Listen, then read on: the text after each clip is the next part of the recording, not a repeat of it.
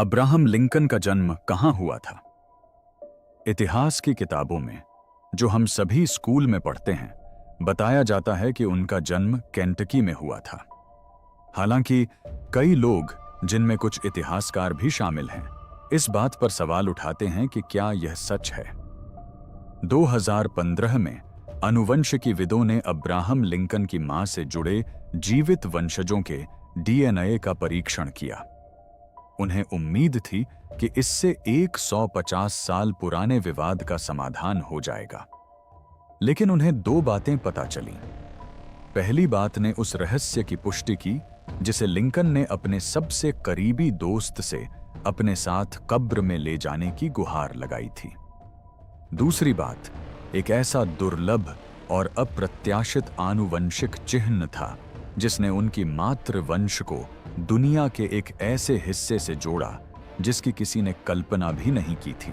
उन्होंने जो खोजा उससे न केवल लिंकन के परिवार का इतिहास फिर से लिखा गया, बल्कि इससे यह भी पता चला कि अमेरिका ने एक समय में गलत तरीके से पैदा हुए बच्चों के साथ कितनी क्रूरता से व्यवहार किया था और औपनिवेशिक वंश के बारे में हमारी सभी धारणाएं झूठ थीं। वह रहस्य जो लिंकन को बर्बाद कर सकता था। 19वीं सदी के अमेरिका के बारे में आपको ये बातें समझनी होंगी। अगर आपका जन्म विवाह के बाहर हुआ था तो कानूनी तौर पर आपकी कोई हैसियत नहीं थी। कानून के मुताबिक आपको फियूस नलियस यानी किसी की संतान नहीं माना जाता था। आप अपने पिता की संपत्ति के हकदार नहीं थे। परिवार के नाम या संपत्ति पर आपका कोई अधिकार नहीं था और सामाजिक कलंक आपका पीछा हर जगह करता रहा। अविवाहित माताओं को आपराधिक मुकदमे, सार्वजनिक कोड़े, जुर्माना और श्रमगृहों में कारावास जैसी सजाओं का सामना करना पड़ता था। सजाएं खत्म होने के बाद भी शर्मिंदगी दूर नहीं होती थी। परिवार पीढ़ियों तक नाजायज बच्चों को छुपाते थे और सच्चाई बताने के बजाय उन्हें चचेरे भाई या भतीजे के रूप में पालते थे। और देखिए, राजनीति में नाजायज होना एक हथियार था। आपके दुश्मन इसका इस्तेमाल आपकी प्रतिष्ठा को नष्ट करने, आपकी नैतिकता पर सवाल उठाने और यह तर्क देने के लिए करते थे कि आपको पद धारण करने का कोई अधिकार नहीं है। अब्राहम लिंकन को इस रहस्य की भयावहता का भली भांति पता था। लगभग सन 1850 में लिंकन अपने कानूनी सहयोगी विलियम एच हर्नडेन के साथ इलिनॉय के मैनार्ड काउंटी स्थित अदालत जा रहे थे। उसी दौरान लिंकन ने कुछ ऐसा कह दिया जिसने एक सदी से भी अधिक समय तक अमेरिकी इतिहास को झकझोर कर रख दिया। हर्नडेन के अनुसार लिंकन ने उनसे कहा, बिली, मैं तुम्हें एक बात बताता हूं, लेकिन जब तक मैं जीवित हूं इसे गुप्त रखना। मेरी मां एक नाजायज संतान थी, एक कुलीन व्यक्ति की पुत्री जिसे वर्जीनिया का कहा जाता था। जरा इस पर विचार कीजिए। वह व्यक्ति जो आगे चलकर अमेरिका का महानतम राष्ट्रपति बना, जिसने संघ को संरक्षित किया, दास प्रथा का अंत किया और गेटिसबर्ग भाषण दिया। उसने स्वीकार किया कि उसकी मां नाजायज संतान थी। उसका मानना था कि उसकी बुद्धिमत्ता, उसका विश्लेषणात्मक मन, उसकी महत्वाकांक्षा सब कुछ किसी रहस्यमय सुसंस्कृत वर्जीनियाई किसान या बागान मालिक से आया था जिसका नाम कभी दर्ज नहीं हुआ। फिर उसने कुछ ऐसा कहा जो आज भी गूंजता है, ईश्वर मेरी मां को आशीर्वाद दे। मैं जो कुछ भी हूं या जो कुछ भी बनने की आशा रखता हूं, वह सब उन्हीं की देन है। एच हर्नडेन ने अपना वादा निभाया। दशकों तक उन्होंने कुछ नहीं कहा, लेकिन लिंकन अपने राष्ट्रपति कार्यकाल के बाद जीवित नहीं रह सके और हत्या के 24 साल बाद हर्नडेन को एक ऐसे विकल्प का सामना करना पड़ा जिसने एक सदी से भी अधिक समय तक इतिहासकारों को विभाजित कर दिया। इस सबूत को कोई नजरअंदाज नहीं कर सकता था। 1889 में हर्नडेन ने हर्नडेन की लिंकन नामक पुस्तक प्रकाशित की, जो एक महान जीवन की सच्ची कहानी थी। उन्हें पता था कि वे क्या कर रहे हैं। उन्हें यह भी पता था कि इससे कितना बड़ा बवाल मचेगा। हर्नडेन का मानना था कि सच्चाई मायने रखती है, यहां तक कि वह सच्चाई भी जो लोगों को असहज कर दे। उन्होंने लिंकन को जानने वाले हर व्यक्ति से साक्षात्कार, पत्र और गवाही इकट्ठा करने में कई साल बिताए थे, और वे उस व्यक्ति को संगमरमर के संत की तरह पेश करने वाले नहीं थे। लिंकन परिवार बेहद गुस्से में था। लिंकन की विरासत के रक्षक आक्रोशित थे। कुछ लोगों ने एच हर्नडेन को झूठा, शराबी और द्वेष रखने वाला व्यक्ति कहा। अब्राहम के जीवित पुत्र रॉबर्ट टॉड लिंकन ने अपने पिता की छवि को नियंत्रित करने के लिए कई साल प्रयास किए और एच हर्नडेन से गहरी नाराजगी रखते थे, हर्नडेन के खुलासे। लेकिन यहां एक पेंच है। सबूत थे, पुख्ता सबूत, और वे एक सदी से केंटकी की अदालत में पड़े थे। केंटकी के मर्सर काउंटी के अभिलेखागार में गहराई में शोधकर्ताओं को 24 नवंबर 1789 का एक दस्तावेज मिला। इससे पता चला कि लूसी हैंक्स नाम की एक महिला पर व्यभिचार के आरोप में ग्रैंड जूरी द्वारा मुकदमा चलाया गया था। अब 18वीं सदी के उत्तरार्ध में केंटकी में व्यभिचार के आरोपों का एक ही मतलब होता था। एक अविवाहित महिला ने बच्चे को जन्म दिया हो। बच्चे का अस्तित्व ही अपराध था। यह कोई अमूर्त नैतिक अपराध नहीं था। इस पर मुकदमा चलाया जा सकता था। दोषी महिलाओं को सार्वजनिक रूप से कोड़े मारे जा सकते थे, जुर्माना लगाया जा सकता था या सुधार गृह में बंद किया जा सकता था। समय रेखा बिल्कुल सटीक बैठती थी।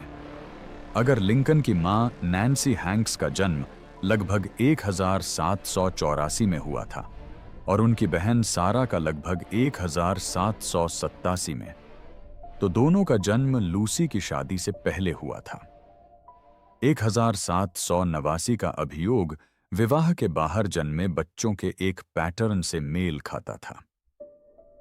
और तो और, उस अभियोग के 5 महीने बाद लूसी हैंक्स ने हेनरी स्पैरो नाम के एक व्यक्ति से शादी करने की सहमति देते हुए एक पत्र लिखा। उसने खुद अपनी लिखावट में लिखा था, मैं प्रमाणित करती हूं कि मैं बालिग हूं और हेनरी स्पैरो को आज या किसी भी दिन रिहा करने के लिए अपनी सहमति देती हूं।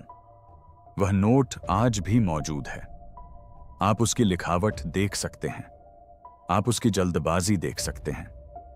लूसी और हेनरी की शादी 30 अप्रैल 1790 को हुई थी। 1 महीने से भी कम समय बाद अदालत ने व्यभिचार के आरोप हटा दिए। शादी ने लूसी को फिर से सम्मान दिलाया। लेकिन नैन्सी अब भी हैंक का उपनाम अपनी मां का मायके का नाम रखती थी, क्योंकि अंग्रेजी सामान्य कानून में नाजायज बच्चों का नाम उनकी माताओं के नाम पर रखा जाता था, न कि उनके पिताओं के नाम पर। पिता एक गुमनाम शख्स बनकर रह जाता था। अगर इतिहास को नया रूप देने वाले रहस्य आपको आकर्षित करते हैं तो अभी सब्सक्राइब करें, क्योंकि डीएनए के नतीजे सब कुछ बदलने वाले हैं। 1 सदी से भी अधिक समय तक इतिहासकारों ने इस सबूत के अर्थ को लेकर जमकर बहस की। विलियम बार्टन जैसे कुछ लोगों का तर्क था कि एच हर्नडेन सही थे, नैन्सी नाजायज थी। वहीं केंटकी के शोधकर्ता लुईस वॉरेन जैसे अन्य लोगों का कहना था कि नैन्सी वास्तव में वैध थी, और उनका दावा था कि लूसी हैंक्स असल में लूसी शिपली थी, जो एक विधवा थी जिसके पति जेम्स हैंक्स की मृत्यु हो गई थी। वॉरेन को पूरा यकीन था। 1941 में उन्होंने लिखा कि लिंकन की मां को नाजायज साबित करने वाला कोई भी निष्कर्ष हर्नडेन के मिथकों में से एक और मिथक मात्र था। इस बहस ने कई शोधकर्ताओं के करियर को प्रभावित किया। शोधकर्ताओं ने दशकों तक एक दूसरे के सबूतों पर हमला किया, एक दूसरे के इरादों पर सवाल उठाए। लेकिन कोई भी पक्ष निर्णायक रूप से कुछ भी साबित नहीं कर सका। दस्तावेजी सबूत बहुत कम थे। सीमावर्ती इलाकों के रिकॉर्ड बहुत अधूरे थे। इस मामले को सुलझाने के लिए उन्हें किसी ऐसी चीज की जरूरत थी जो 1889 में मौजूद नहीं थी। उन्हें स्वयं आनुवंशिक कोड को पढ़ने की जरूरत थी। डीएनए ने सब कुछ तहस नहस कर दिया। 2015 में आनुवंशिक वंशावली विशेषज्ञों की एक टीम ने इस बहस को हमेशा के लिए खत्म करने का फैसला किया। Suzanne Hallstrom, Nancy Reuss, Stephen Whitlock, Richard Hillman और गेराल्ड हैसलम ने हैंक्स परिवार पर शोध करने में दशकों बिताए थे। कुछ ने तो अपना पूरा करियर ही इस रहस्य को सुलझाने में लगा दिया था। अकेले हिलमैन ही 1980 से नैन्सी हैंक्स के मातृवंश के बारे में हर संभव जानकारी पढ़ रहे थे। Allen County public library, Chicago विश्वविद्यालय और कांग्रेस लाइब्रेरी में उपलब्ध शोध पत्रों का अध्ययन कर रहे थे। अब उनके पास ऐसी तकनीक थी जिसकी कल्पना पिछली पीढ़ियां नहीं कर सकती थीं। उनका हथियार माइटोकॉन्ड्रियल डीएनए था, एक आनुवंशिक पदार्थ जो केवल मां से बच्चे में एक अटूट महिला वंश के माध्यम से ही पारित होता है। यह आपस में मिश्रित या पुनर्संयोजित नहीं होता। आज की एक महिला में वही माइटोकॉन्ड्रियल डीएनए अनुक्रम हो सकता है जो सदियों पहले रहने वाले उसके पूर्वज में था। बात यह है कि अब्राहम लिंकन की कोई जीवित संतान नहीं है। उनके अंतिम पुष्ट वंशज रॉबर्ट टॉड लिंकन बेकविथ की 1985 में निःसंतान मृत्यु हो गई। लिंकन वंश विलुप्त हो चुका है, लेकिन एमटीडीएनए के लिए लिंकन के वंशजों की आवश्यकता नहीं है। इसके लिए उनकी मातृवंश की किसी भी महिला के वंशजों की आवश्यकता होती है, जैसे कि लूसी हैंक्स की बहनें, बेटियां और पोतियां, जिनमें समान आनुवंशिक लक्षण मौजूद थे। शोधकर्ताओं ने परिवार वृक्ष की कई शाखाओं के माध्यम से जीवित वंशजों का पता लगाने में वर्षों बिताए। उन्हें ऐसे लोगों को ढूंढना था जो एनी ली हैंक्स, लूसी की मां और एनवाई की दादी तक एक अटूट महिला वंश का पता लगा सकें, और उन्हें प्रतिद्वंद्वी सिद्धांत का परीक्षण करने के लिए शिपली बहनों के वंशजों की आवश्यकता थी। उन्होंने 2 समूहों की पहचान की।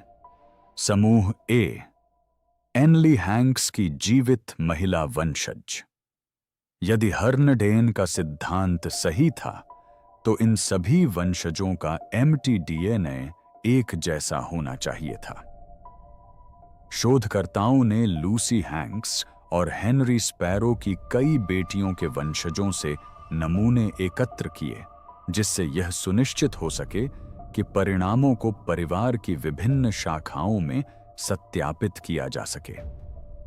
समूह बी, शिपली बहनों राहेल और नाओमी शिपली के वंशज, जिनके बारे में वॉरेन का दावा था कि वे लूसी की सगी बहनें थीं।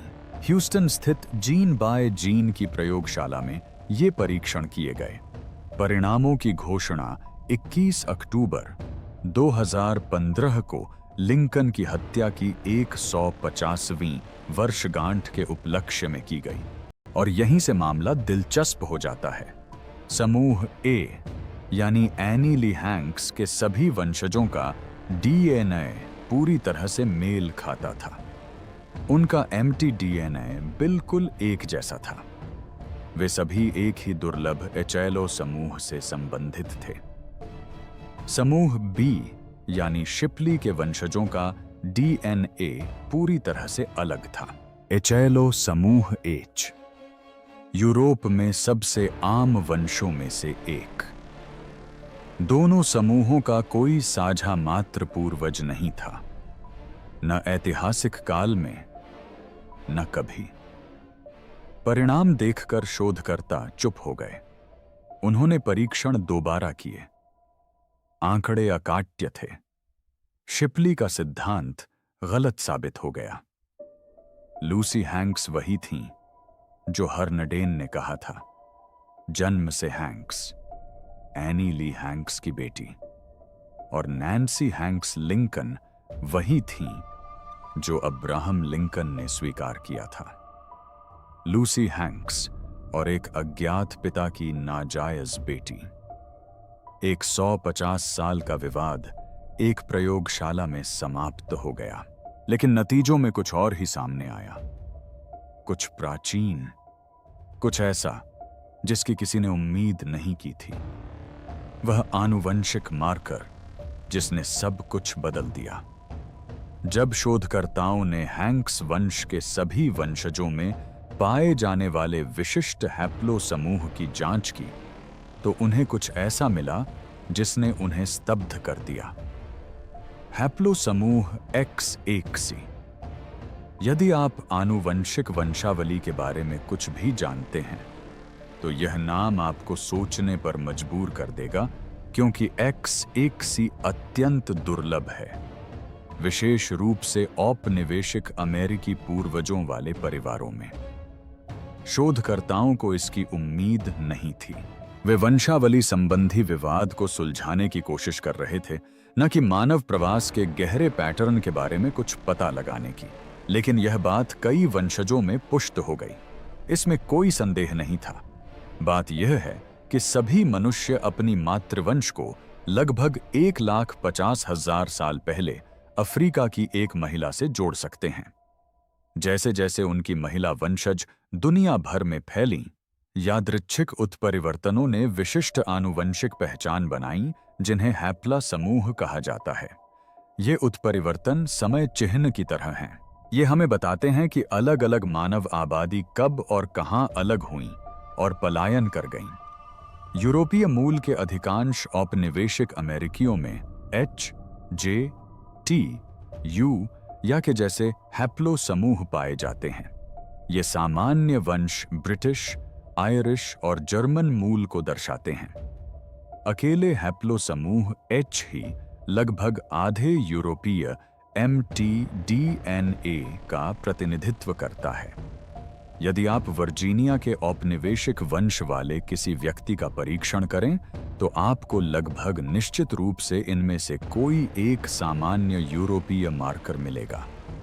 लेकिन X1c यह बिल्कुल अलग है। हैप्लो समूह X लगभग 20,000 साल पहले अंतिम हिमयुग के समय के आसपास 2 शाखाओं में विभाजित हो गया था। X2 पूरे यूरोप, काकेशस और यहां तक कि मूल अमेरिकी आबादी में भी फैल गया। आज लगभग 2% यूरोपीय लोगों में X2 के वेरिएंट पाए जाते हैं, लेकिन X1 का मार्ग पूरी तरह से अलग था।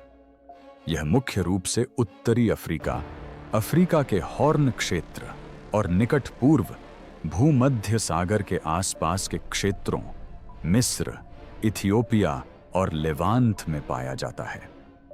यह उत्तरी यूरोप में X2 की तरह व्यापक रूप से कभी नहीं फैला। दुनिया में कहीं भी हैप्लो समूह X की सबसे अधिक सांद्रता इज़राइल, लेबनान और सीरिया के ड्रू लोगों में है, जहां यह आबादी के 27% तक पहुंचता है। आनुवंशिकीविदों का मानना है कि ड्रू परिवार प्राचीन निकट पूर्व के आनुवंशिक परिदृश्य का एक नमूना प्रस्तुत करता है, उन वंशों का एक आश्रय स्थल जो कभी एक व्यापक क्षेत्र में फैले हुए थे। X1c X1 की सबसे दुर्लभ उपशाखाओं में से एक है। शोधकर्ताओं ने पाया कि इस अत्यंत दुर्लभता ने वास्तव में उनके निष्कर्षों को और भी पुष्ट किया। कई वंशजों में समान X1c मिलान मिलने से परिणाम कहीं अधिक निर्णायक हो गए, बजाय इसके कि उन्हें एक सामान्य हैप्ला समूह मिला होता। लेकिन इससे लिंकन के मातृ वंश के बारे में जो पता चला, वह यह है। सुदूर अतीत में, यानी सैकड़ों या हजारों साल पहले, हैंक्स परिवार की मातृवंशी शाखा उन आबादी से जुड़ी हुई थी जिन्हें अधिकांश अमेरिकी औपनिवेशिक वर्जीनिया परिवारों से कभी नहीं जोड़ते थे। जरा इस पर गौर कीजिए। यह धारणा कि औपनिवेशिक अमेरिकी परिवार आनुवंशिक रूप से शुद्ध अंग्रेज, आयरिश या स्कॉटिश थे। 2015 के डीएनए परिणामों ने इस धारणा को पूरी तरह से गलत साबित कर दिया।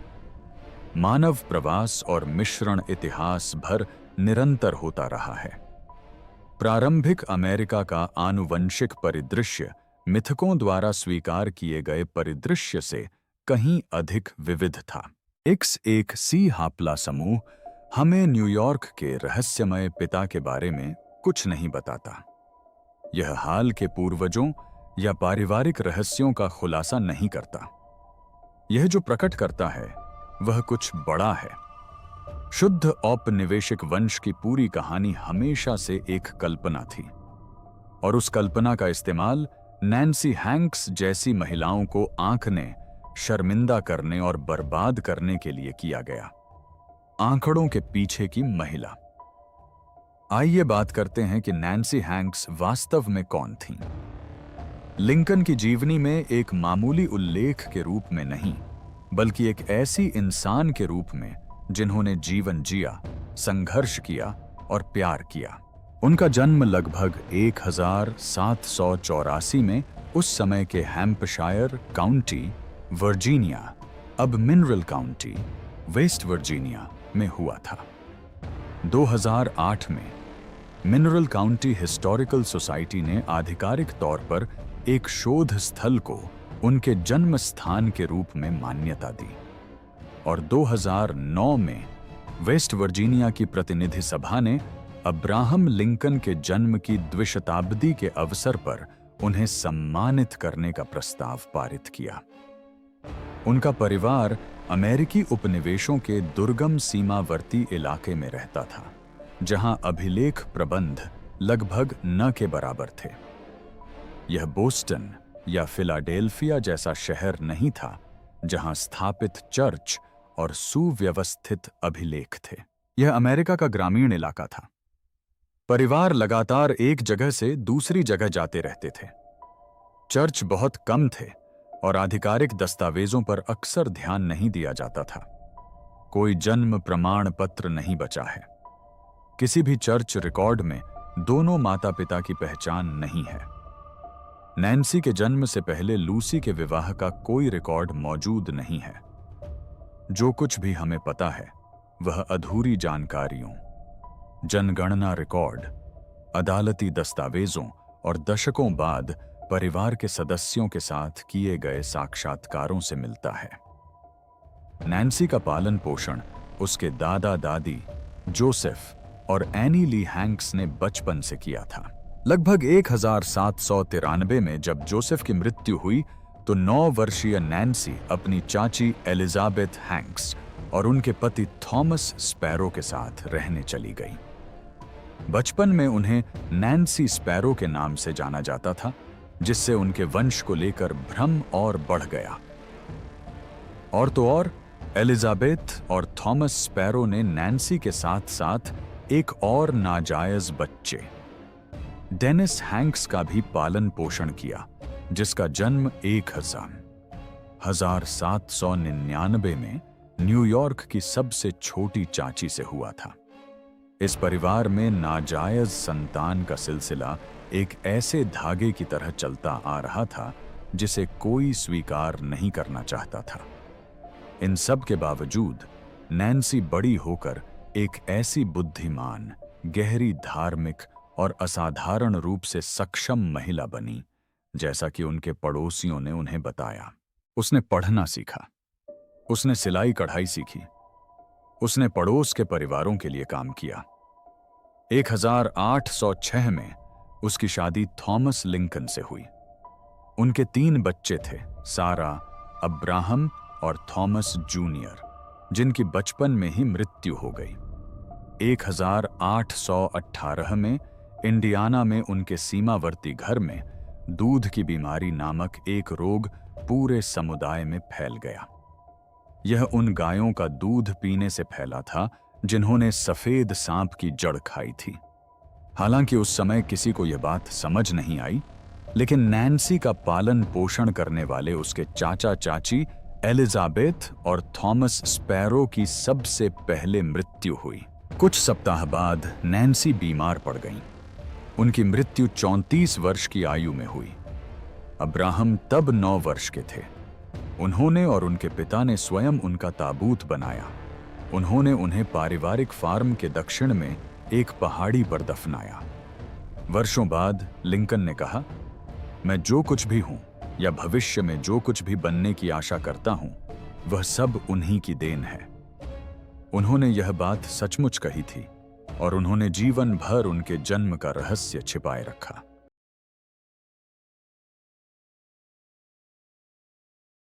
इसका असल मतलब क्या है? तो हमने जो कुछ भी उजागर किया है उसमें सबसे परेशान करने वाली बात क्या है? X एक CHLO समूह नहीं। यह तो पुरानी बात है। एक आनुवंशिक घटना जो यह दर्शाती है कि मानव वंश हमेशा अनुमान से कहीं अधिक जटिल होता है।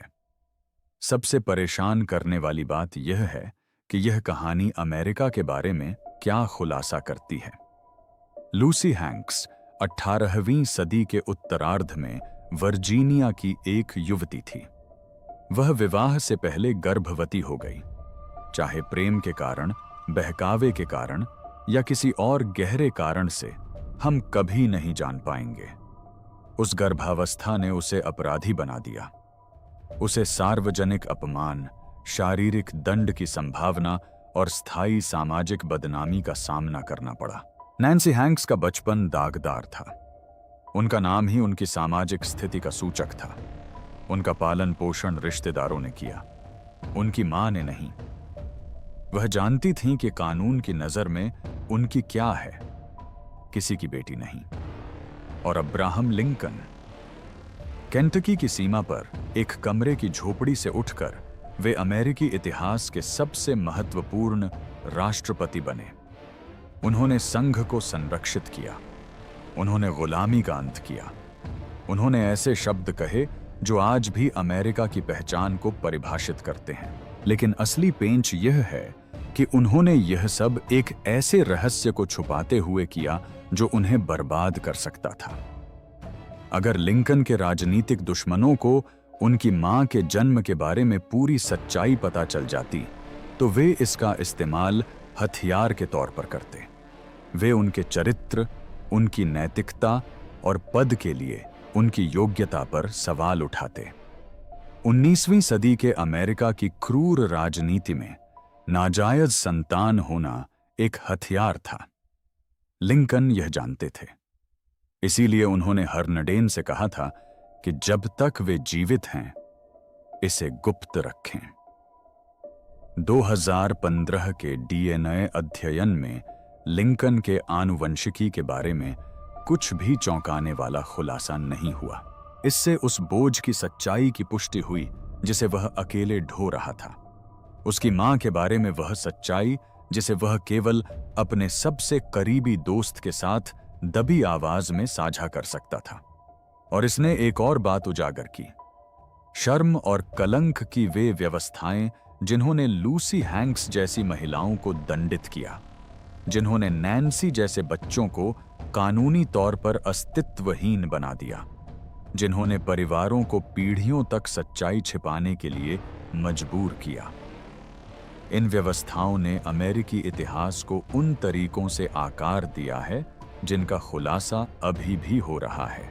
परेशान करने वाली सच्चाई लिंकन के वंश के बारे में नहीं है, बल्कि यह है कि सत्ता, गोपनीयता और कलंक ने एक समय मानव जीवन पर कितना गहरा प्रभाव डाला था और कैसे एक व्यक्ति इन सब से ऊपर उठ खड़ा हुआ।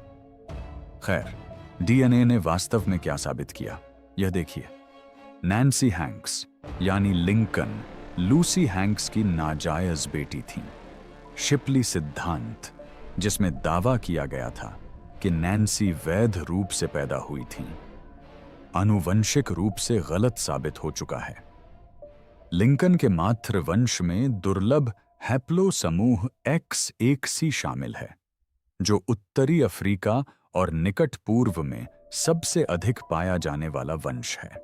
यह प्राचीन वंश का प्रमाण है, न कि हालिया पारिवारिक विवाद का, लेकिन यह शुद्ध औपनिवेशिक यूरोपीय वंश की धारणा को ध्वस्त कर देता है। न्यूयॉर्क के पिता, लिंकन के नाना, उस रहस्यमय किसान या बागान मालिक की पहचान अज्ञात बनी हुई है और शायद हमेशा अज्ञात ही रहेगी। लेकिन असली कहानी डीएनए के बारे में नहीं है। यह एक ऐसे राष्ट्र के बारे में है जिसने विवाह से बाहर गर्भ धारण करने वाली महिलाओं को अपराधी माना। यह उन बच्चों के बारे में है जो ऐसे कलंक में पैदा हुए जिन्हें उन्होंने कभी नहीं चुना। यह उन रहस्यों की कहानी है जिन्हें पीढ़ियों तक छिपाकर रखा गया क्योंकि ईमानदारी की कीमत बहुत अधिक थी। और यह एक ऐसे व्यक्ति की कहानी है जिसने कभी भी इन बातों को अपने ऊपर हावी नहीं होने दिया। लिंकन ने हर्नडेन को बताया कि उन्हें अपने सर्वोत्तम गुण अपनी मां से विरासत में मिले हैं। चाहे यह जैविक रूप से सच हो या नहीं, उन्हें इस पर पूरा विश्वास था। उन्होंने अपनी पृष्ठभूमि को शर्मिंदगी का कारण नहीं, बल्कि इस बात का प्रमाण माना कि महानता कहीं से भी सबसे अप्रत्याशित परिस्थितियों से उन लोगों से उभर सकती है जिन्हें दुनिया भुलाने की सबसे अधिक कोशिश करती है। जरा सोचिए कि लिंकन ने वास्तव में क्या हासिल किया। उनकी औपचारिक शिक्षा न के बराबर थी। शायद सीमावर्ती इलाकों के स्कूलों में कुल मिलाकर 18 महीने ही पढ़े होंगे। उनके पिता अपना नाम भी नहीं लिख पाते थे।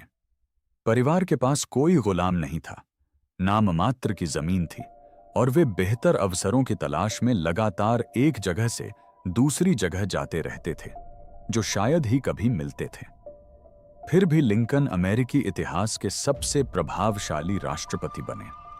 उन्होंने सबसे खूनी युद्ध के दौरान संघ को एकजुट रखा। उन्होंने गुलामी प्रथा को समाप्त किया, जो अमेरिका में 2 शताब्दियों से अधिक समय से चली आ रही थी। उन्होंने ऐसे शब्द लिखे जो आज भी इस देश के मूल्यों को परिभाषित करते हैं। यह सब करते हुए उसे पता था कि केंटकी की किसी अदालत में एक दस्तावेज मौजूद है जो यह साबित करता है कि उसकी दादी पर उसकी मां को जन्म देने के जुर्म में मुकदमा चलाया गया था। उसने यह जानते हुए भी किया कि अगर उसके दुश्मनों को पूरी सच्चाई पता चल गई तो वे इसका इस्तेमाल उसकी सारी मेहनत को बर्बाद करने के लिए करेंगे। लेकिन यह राजरहस्य कभी नहीं खुला। नैन्सी हैंक्स का जन्म लगभग 1784 में एक ऐसी महिला से हुआ था जिस पर उसे जन्म देने के लिए आपराधिक आरोप लगे थे। उसका पालन पोषण रिश्तेदारों ने किया। उसने अपनी मां का नाम अपनाया और वह इस बात को भली भांति जानती हुई बड़ी हुई कि समाज उसके बारे में क्या सोचता है। उन्होंने एक ऐसे व्यक्ति से शादी की जो अपना नाम भी नहीं लिख सकता था। वह सीमावर्ती इलाके में एक कमरे की झोपड़ी में रहती थी। उन्होंने एक ऐसे बेटे को पाला पोसा जिसने सब कुछ बदल दिया। और जब आधुनिक विज्ञान ने आखिरकार उस बात की पुष्टि की जो लिंकन ने 170 साल पहले उस बग्घी यात्रा में कबूल की थी, तो इससे उनकी महानता कम नहीं हुई। इसने हमें याद दिलाया कि उन्होंने किन किन बाधाओं को पार किया था। इसने हमें दिखाया कि विशुद्ध औपनिवेशिक वंश की मिथक हमेशा से एक झूठ थी। और इसने साबित किया कि लूसी और नैन्सी हैंक्स जैसे लोगों को दंडित करने के लिए अमेरिका द्वारा बनाई गई शर्म की व्यवस्था अंततः विफल रही, क्योंकि वे महानता को रोक नहीं सकीं। मैं जो कुछ भी हूं या जो कुछ भी बनने की आशा रखता हूं, वह सब उन्हीं की देन है। लिंकन ने ये शब्द सचमुच कहे थे और अब हम जानते हैं कि उनका असली मतलब क्या था। अगर इससे अमेरिकी इतिहास के बारे में आपके पुराने विचारों पर पुनर्विचार करने का मौका मिला तो सब्सक्राइब करें और बेल आइकन दबाएं और कमेंट्स में मुझे बताएं कि आधुनिक विज्ञान को आगे किन ऐतिहासिक रहस्यों को सुलझाना चाहिए।